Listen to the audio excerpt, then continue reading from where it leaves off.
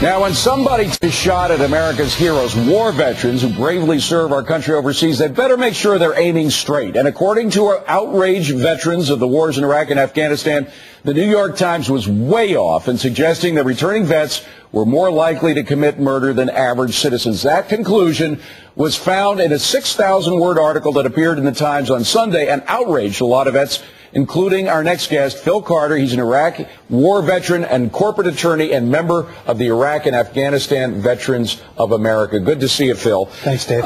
So what did you feel when you read this article?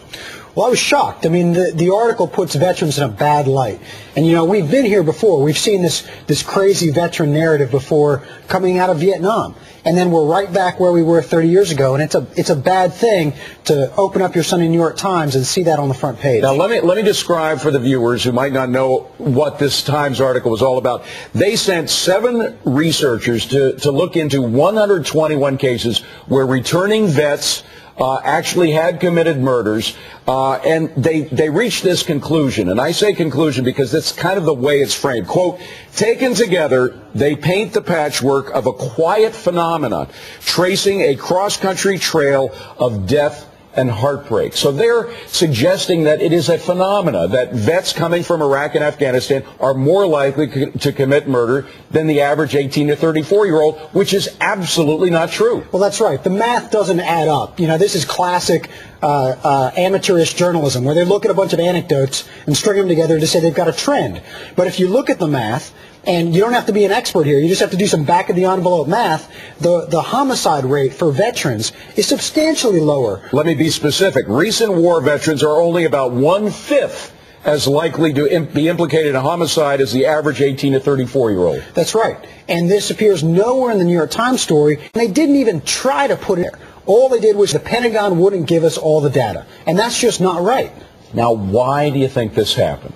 Well, I think that the New York Times was trying to craft a story about veterans coming home under enormous stress. And look, there is a good story here. Combat stress is a real issue. 1/3 of Iraq vets. You can't go through a war without being very, very deeply affected. That's right. And 1/3 of Iraq vets are coming home with some kind of combat stress. But to go from that to the conclusion that all vets are coming home full of rage and ready to kill their loved ones is wrong. What do you plan to do about it?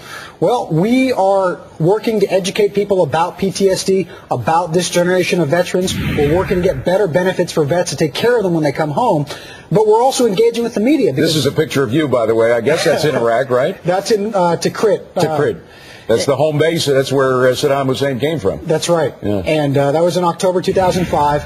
And, you know, we're trying to engage with the media because we want to get our story out there. But when you're confronted with an article on the front page of the New York Times just this past Sunday, after even the New York Times has admitted that the surge is working militarily, that must make you very frustrated.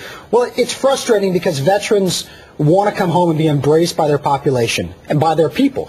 And this is the kind of story that creates a stigma about veterans. Well, sure, it makes people think, geez, if I hire this guy, maybe he's going to go off the deep end. Start shooting, killing people. And that's really the bad effect here, because if the stigma exists, then vets are less likely to get treatment. So the very people that we're writing about in this article, that the Times is trying to help out maybe, you know, they're not going to get treatment because now they're going to feel the stigma, and that's wrong. We should mention, by the way, one thing your organization does is it tries to force companies who are under an obligation to find jobs for returning veterans to make them honor that commitment, and very often employers will not. This makes it tougher, you're saying, to get veterans the jobs come home. I think it reinforces a perception of veterans that's wrong, and part of that is because so few Americans serve today. You know, less than 1% of this country serves in uniform, and so we don't have the same family connections and personal connections we once had to the military, and I think that Americans rely on the media to get the story right, and when they get it wrong like they did in the Times, that has a real impact. Not only did they get it wrong, but to spend so much time, 7 of their researchers going out,